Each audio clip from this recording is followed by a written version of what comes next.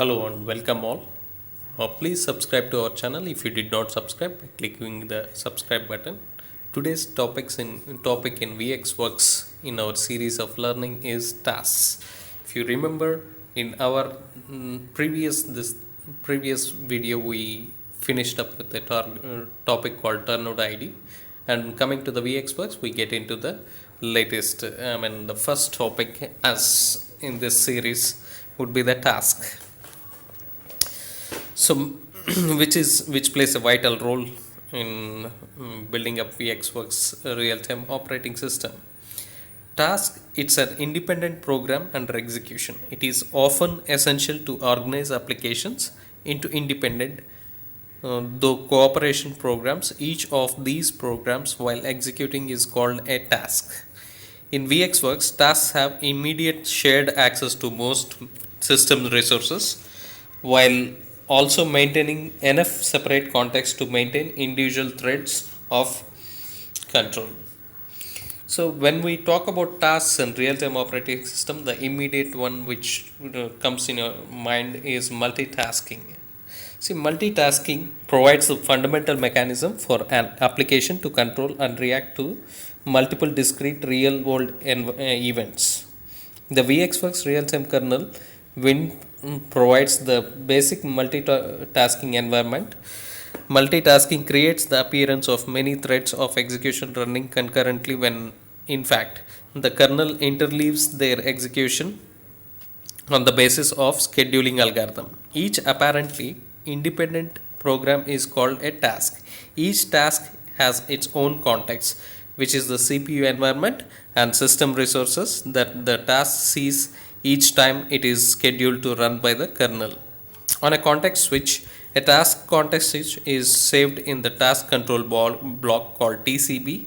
A task context includes the following as shown here: a thread of execution, that is the task program counter, the CPU registers, and optionally floating point registers, a stack for dynamic variables and function calls, IO assignments for standard input, output, and error, a delay timer, a time slice timer, kernel control structures, signal handlers, debugging, and performance monitoring values.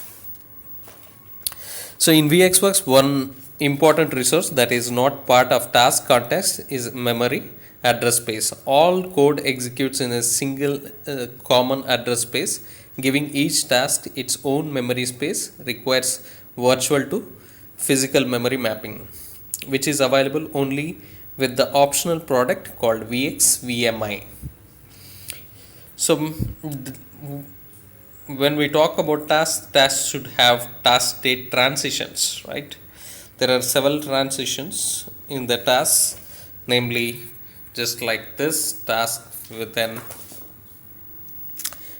pending, ready, delayed, suspend, ready to pending, ready to delayed, ready to suspend, pending to ready. These are all the combinations which you can see which is possible to happen. The kernel maintains the current state of each task in the system. A task changes from one state to another as the result of kernel function calls made by the application. When created, tasks enter the suspended state. Activation is necessary for a created task to enter the ready state. The activation phase is extremely fast, enabling applications to pre-create tasks and activate them in a timely manner. An alternative is spawning primitive, which allows a task to be created and activated with a single function. Task can be deleted from any stage. The Wind kernel states are shown in the following state transition stuff, and here you can see in the task state transitions table the state symbol and the description for it is what we have is ready, pend, delay, suspend, delay plus s, pend plus s, and pend plus t, pend plus s plus t, state plus I.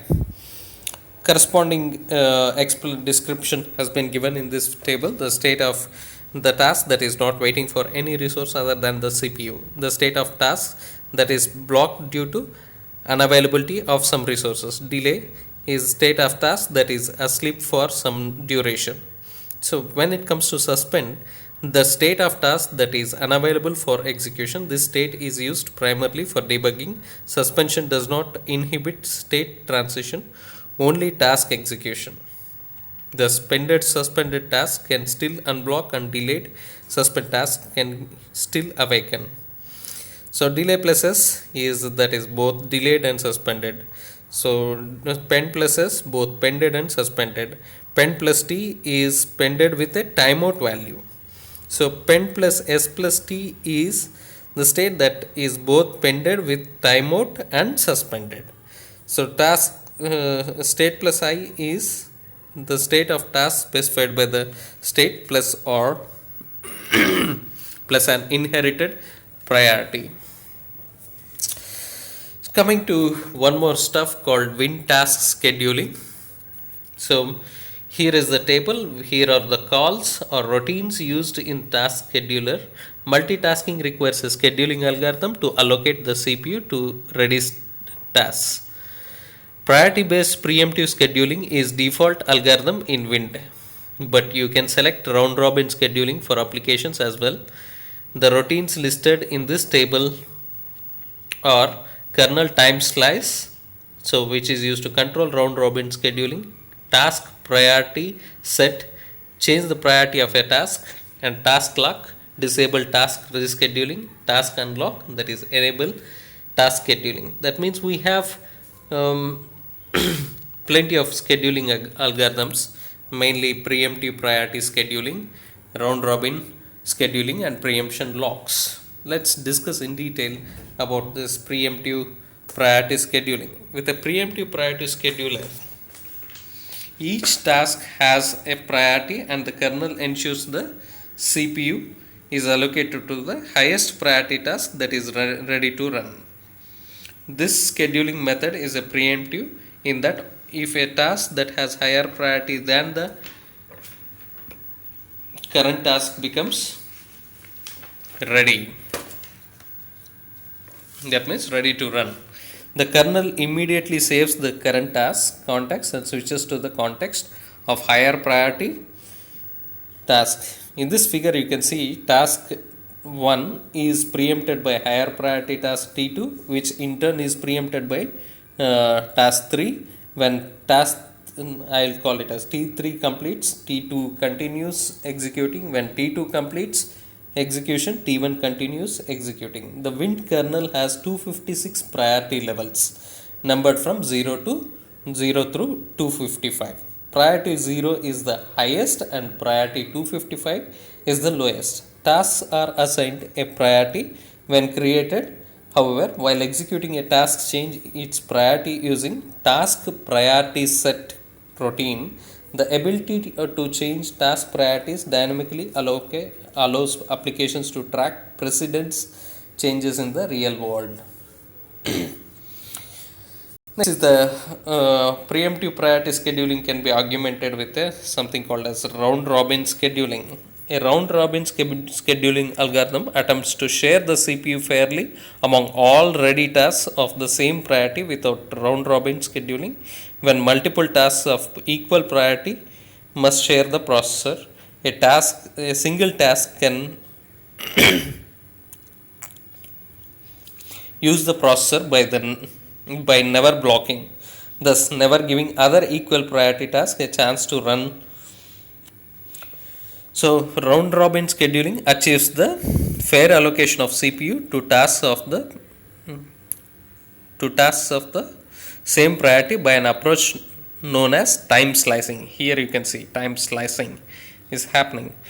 Each task of group of tasks executes for a defined interval or time slice, then another task executes for equal interval in rotation. The allocation is fair in that no task of priority group gets a second slice of time before the other tasks of a group are given a slice. So round robin scheduling can be enabled with a routine called kernel time slice, which takes a parameter for a time slice or interval. This interval is the amount of each time task is allowed to run before relinquishing the processor to another equal priority task. More precisely, a runtime counter is kept for each task and incremented on every clock tick. When the specified time slice interval is completed, the counter is cleared and the task is placed at the tail of the queue of tasks at its priority. New tasks joining a priority group are placed at the tail of the group with a runtime counter initialized to 0. If task is preempted by a higher priority task during its interval, its runtime count is saved and then restored when the task is again eligible for execution. For example, in this figure shows round robin scheduling for 3 tasks of the same priority. Okay, T1, T2 and T3.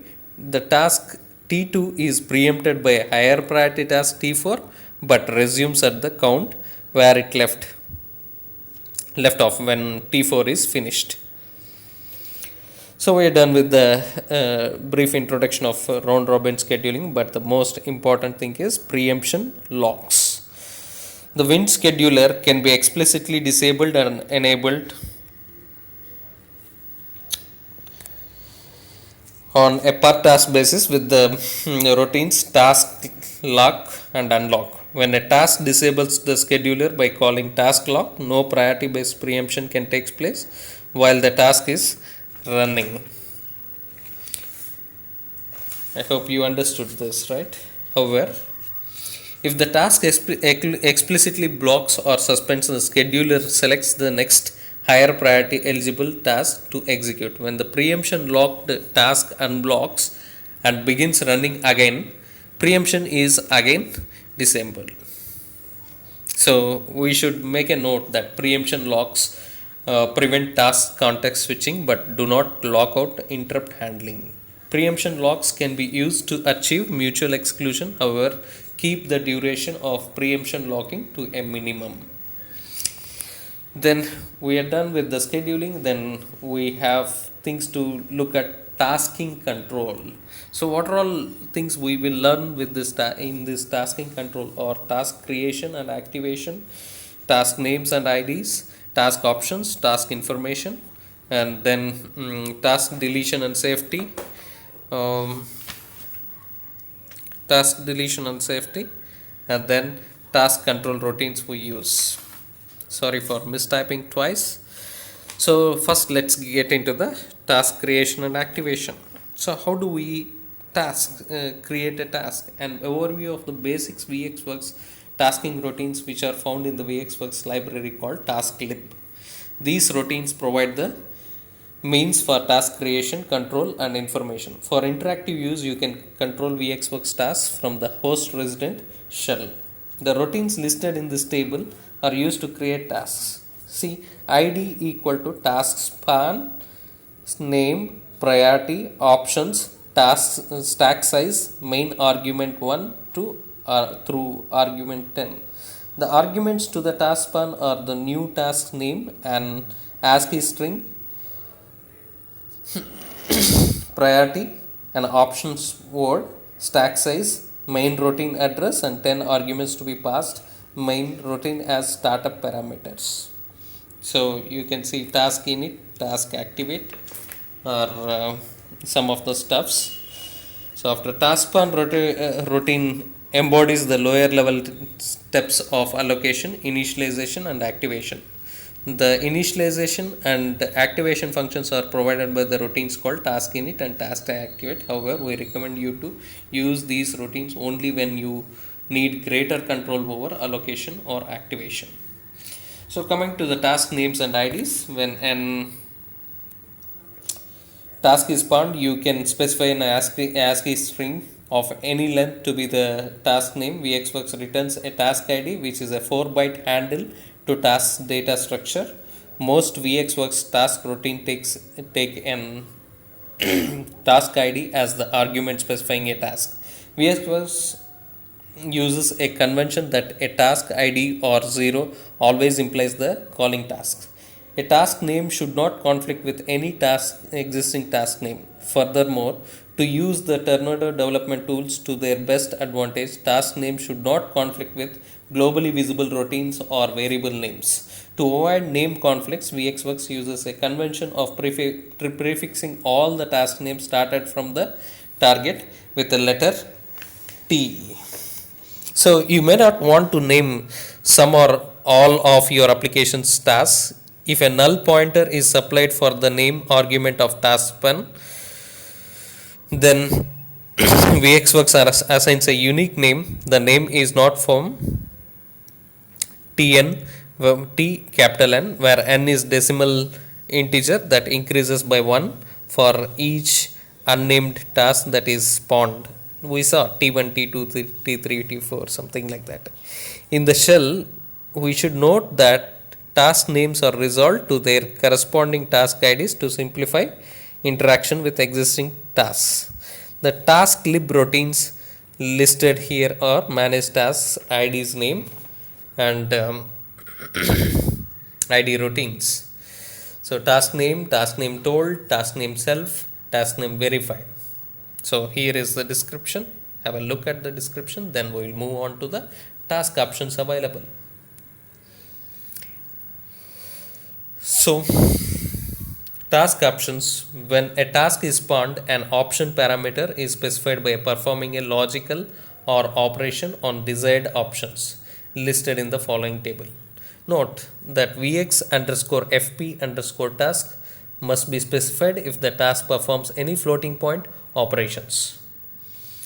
So corresponding hex values were being given, and we have 4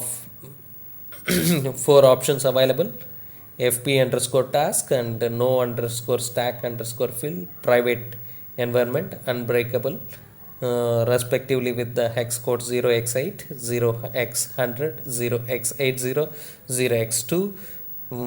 The first one is for execute with floating point coprocessor. Stack fill, no stack fill is do not fill stack with 0xEE. Execute the task with the private environment, disable breakpoints for the task.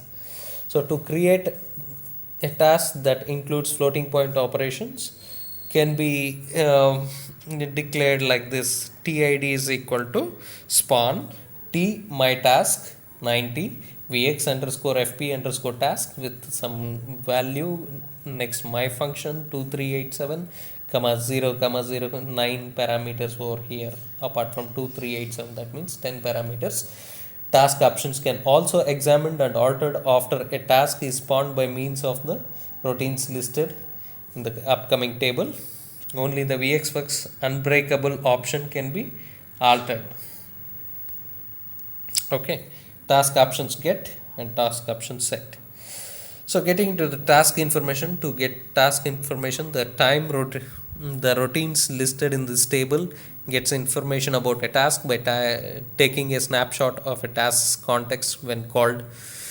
The state of a task is dynamic and the information may not be current unless the task is known to be dominant. So here are the calls. So task ID list get, task info get, task priority get, task registers get, and task register set. Task is suspended, task is ready, task TCB. So the last one is a get a pointer to task control block.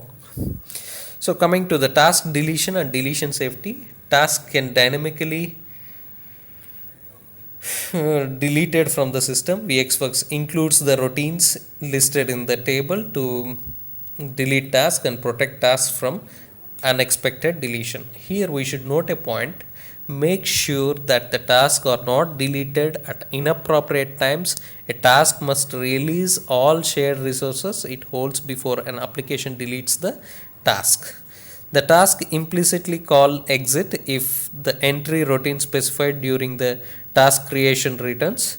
Alternatively, a task can explicitly call exit at any point to kill itself. A task can kill another task by calling task delete.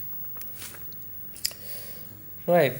So note that the memory allocated by the task during the execution is not freed when the task is terminated. When a task is deleted, no other task is notified of this deletion. The routines task safe and task unsafe address problems that stem from unexpected deletion of tasks. The routine task safe protects a task from deletion by other tasks. The protection is often needed when a task executes in a critical region or engages a critical resource. For example, a task might take a semaphore for exclusive access to some data structure. While executing inside the critical region, the task might be deleted by another task because the task is unable to complete the critical region. The data structure might be left in a corrupt or inconsistent state. Furthermore, because the semaphore can never be released by the task, the critical resource is now unavailable for use by any other task and is essentially frozen. Using task safe to protect the task that took the semaphore prevents such an outcome. Any task that tries to delete a task protected with task safe is blocked when finished it with its critical resource. The protected task can make itself available for deletion by calling task unsafe, which readies any deleting task. To support nested deletion safe regions, a count is kept of the number of times using task safe and task unsafe are called. Deletion is allowed only when the count is 0, that is, there are as many unsafes as safes. Protection operation only on the calling task. A task cannot make another task safe or unsafe from deletion.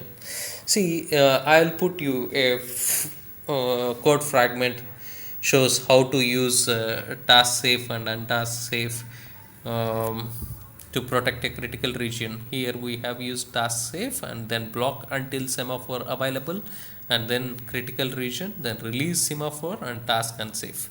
Deletion safety is often coupled closely with the mutual exclusion, as in this example. For example, for convenience and efficiency, a special kind of semaphore, the mutual exclusion semaphore, um, others an option for deletion safety. Task control block for routines listed in table in the coming table are used: task suspend, task resume, task restart, task delay, and nano sleep.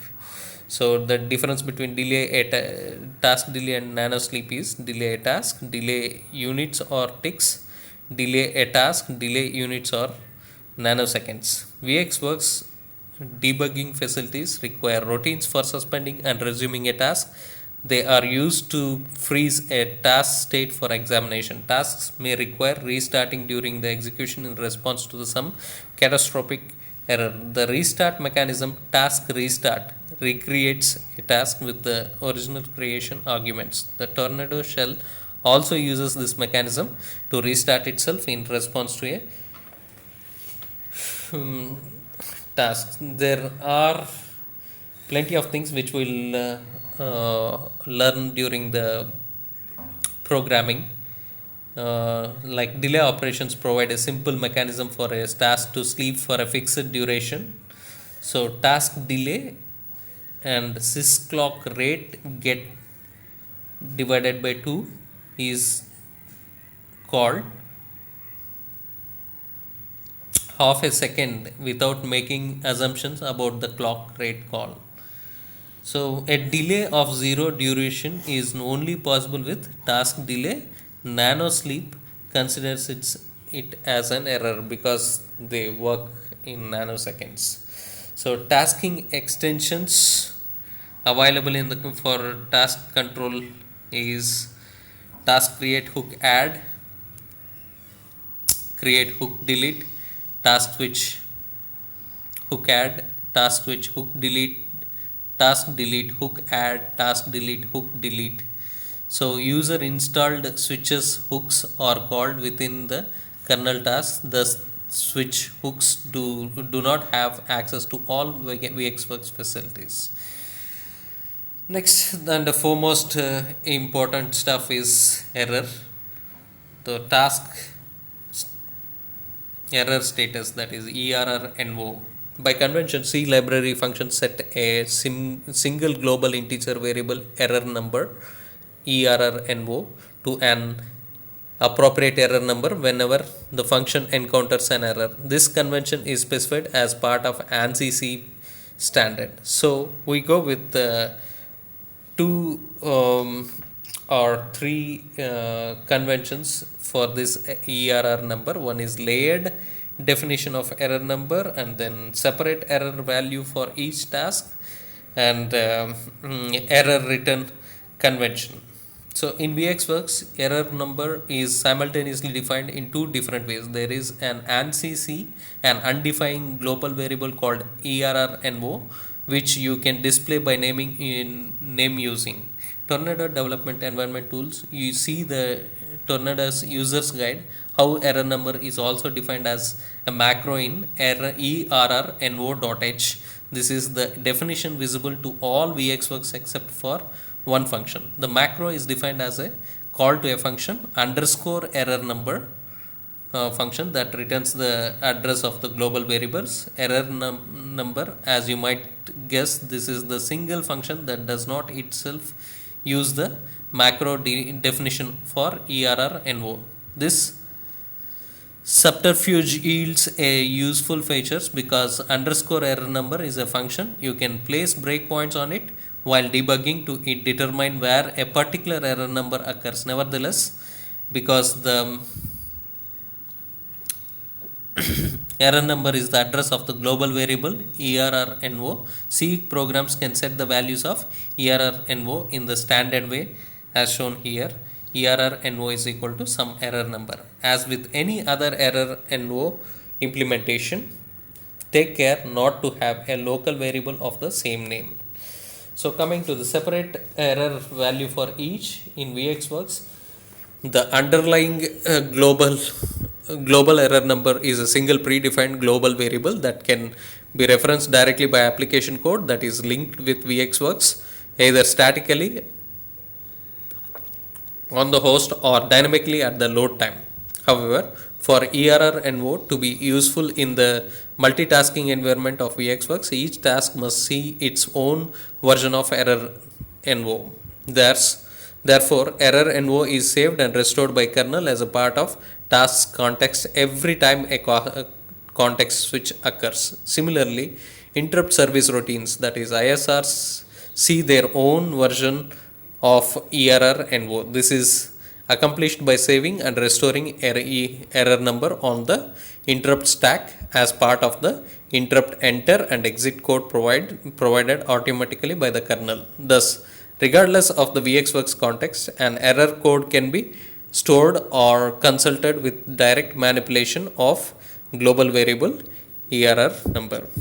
Coming to the error return convention, the third and final stuff in this error number, almost all VxWorks functions follow a convention that indicates simple success or failure of their operation by actual return value of the function.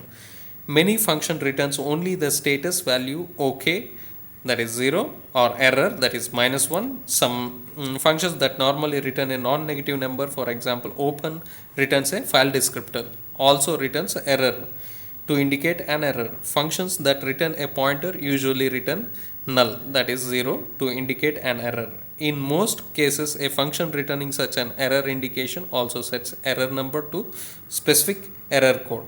The global error number is never cleared by VxWorks routines. Thus, its value always indicates that the lost error status. So when a VxWorks subroutine gets an error indication from a call to another routine, it usually returns its own error indication without modifying error number. Thus, the value of error number that is set in the value low level routine remains available as the indication of error type. For example, if you have a VxWorks routine int connect which connects a user routine to a hardware interrupt, allocates memory by calling malloc and builds the interrupt driver in this allocated memory. If malloc fails because insufficient memory remains in pool, if set ERR-NO to a code indicating an insufficient memory was encountered in the memory allocation library memlib. The malloc routine then returns null to indicate the failure. The interconnect routine receiving the null from malloc then returns its own error indication of error. However, it does not alter error number, leaving it at the insufficient memory code set malloc. For example, if p new equals to malloc chunk size double equals to null, return error. We recommend that use this mechanism in your own subroutine setting and examining error number as a debugging technique. A string constant associated with error number can be displayed using print err no routine if the error no value has a corresponding string entered in the error status symbol table. Start symbol table.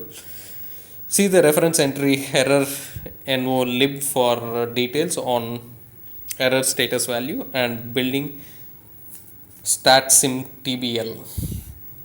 So then comes the exception handling. Errors in the program code can cause hardware exceptions conditions such as illegal instructions, bus or address error divided by 0 and so forth. The VxWorks exception handling package takes care of all such exceptions.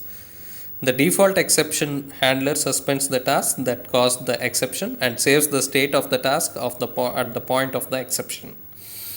The kernel and other tasks continue uninterrupted. A description of the exception is transmitted to the development tools, Tornado development, which can be used to examine the suspended tasks. Tasks can also attach their own handlers for certain hardware exceptions through the signal facility. If a task has supplied a signal number for an exception, the default exception handling described above is not performed. Signals are also used for signaling software exceptions as well as hardware exceptions. So, coming to if you have a single copy of subroutine, we discuss about something called as a shared code and reentrancy, which it is common for a single copy of a subroutine or library to be invoked by many different tasks. For example, many tasks may call printf, but there is only a single copy of the subroutine in the system. A single copy of code executed by multiple tasks is called shared code. So VxWorks dynamically link facilities, making the making this particularly easy. Shared code also makes the system more efficient and easier to maintain. See this figure. Shared code must be reentrant. A subroutine is reentrant if a single copy of the routine can be called from several tasks contexts simultaneously without conflict. Such conflict typically occurs when the subroutine modifies global or static variables because there is only a single copy of the data and code. A routine's reference to such variables can overlap and interfere in invocations from different tasks. So most routines in the VxWorks are reentrant. VxWorks IO and driver routines are reentrant but require careful application design. For buffered IOs, we recommend using file pointer buffers on a per task basis. At the driver level, it is possible to load buffers with streams from different tasks due to the global file description table in VxWorks. This may or may not be desirable depending on the nature of the application. For example, a packet driver can mix streams from different tasks because the packet header identifies the destination of each packet. The majority of VxWorks routines use the following reentrancy techniques. One is dynamic static variables, global static variables guarded by semaphore, and task variables. So we'll see one by one. What is it? In a dynamic, many subroutines are pure code, have no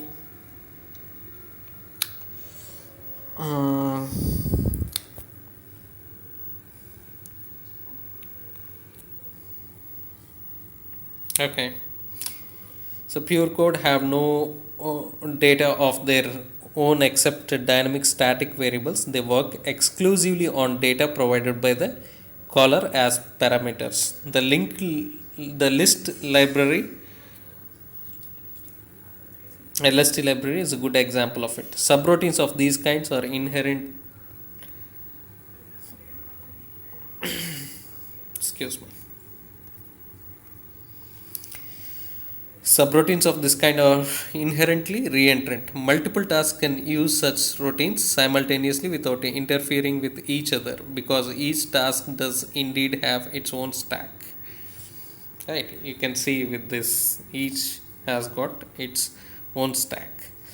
So then coming to a guarded and a static variable guarded by the semaphores, some libraries encapsulate access to common data.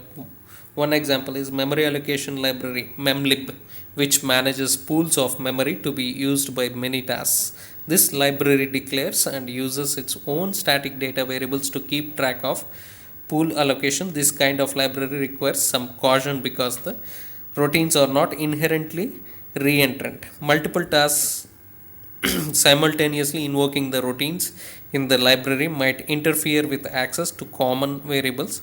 Such variables must be made explicitly reentrant by providing a mutual exclusion mechanism to prohibit tasks from simultaneously executing critical sections of the code. The usual mutual exclusion mechanism is the semaphore facility provided by the semlib.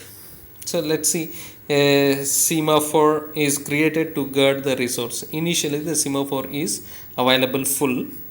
So hash include vxworks.h, semlib.h, and then sem id, sem mutex. Create a mutual exclusion semaphore that is initially full. Task blocked on semaphore, wait in priority order, then sem mutex equal to sem m create, sem q priority.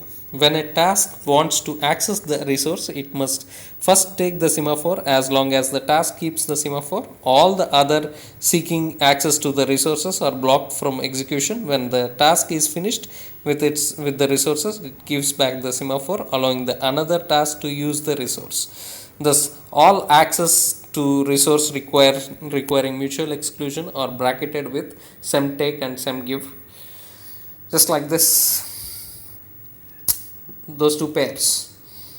Okay, so next is task variables.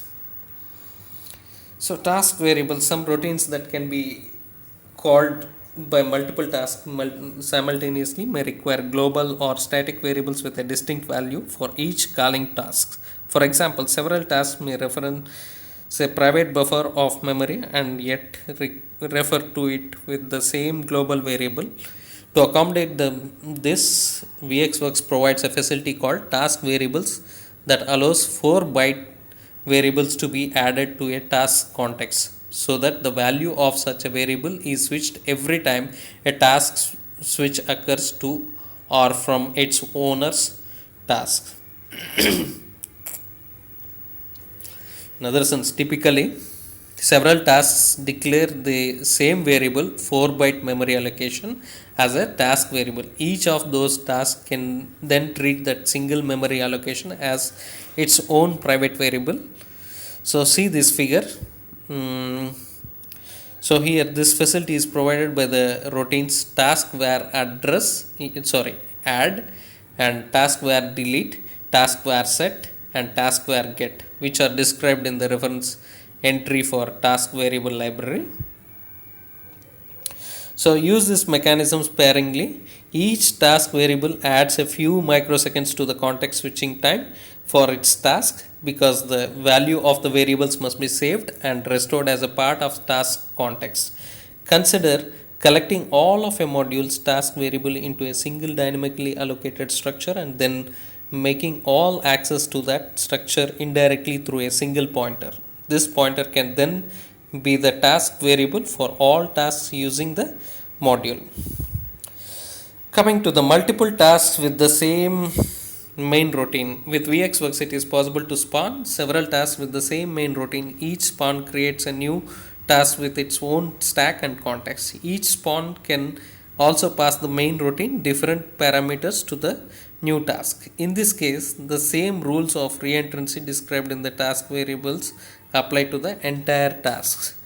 This is useful when the same function needs to be performed concurrently with different sets of parameters. For example, a routine that monitors a particular kind of equipment might be spawned several times to monitor several different places of the equipment.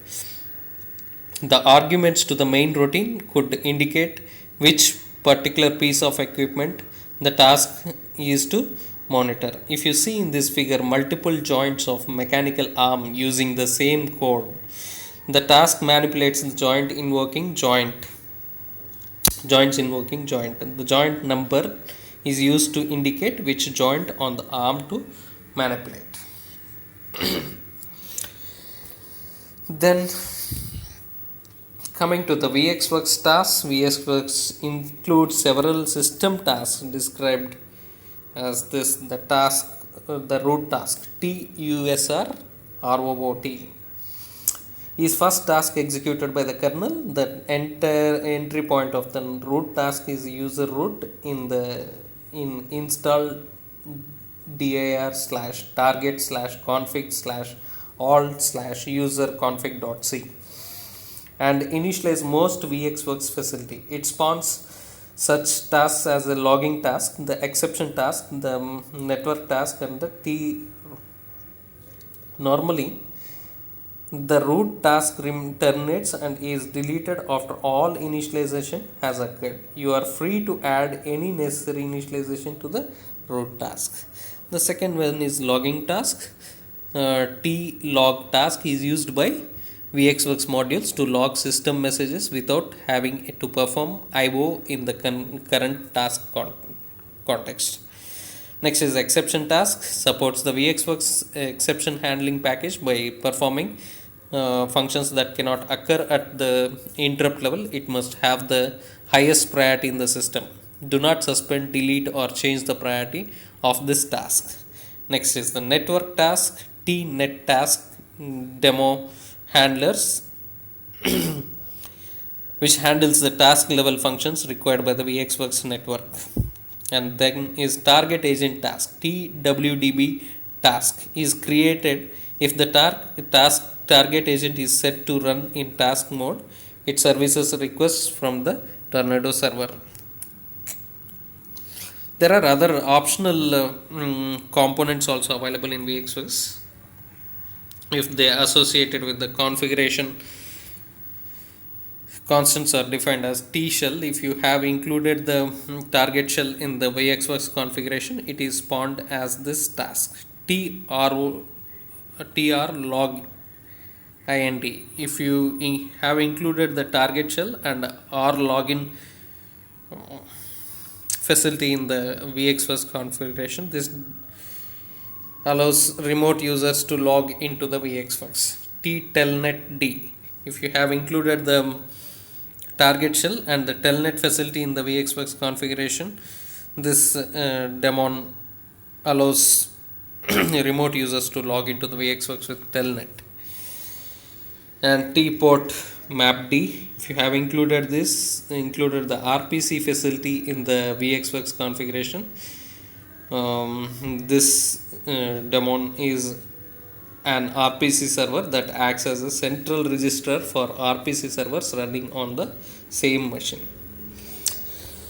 So we are done with the components, but we need to discuss on mutual exclusion. While a shared address space simplifies exchange of data, interlocking access to the memory is crucial to avoid contention. Many methods exist for obtaining exclusive access to the resources and vary only in the scope of exclusion. Such methods include disabling interrupts, disabling preemption, and resource locking and semaphores. So we will discuss about interrupt locks and latency.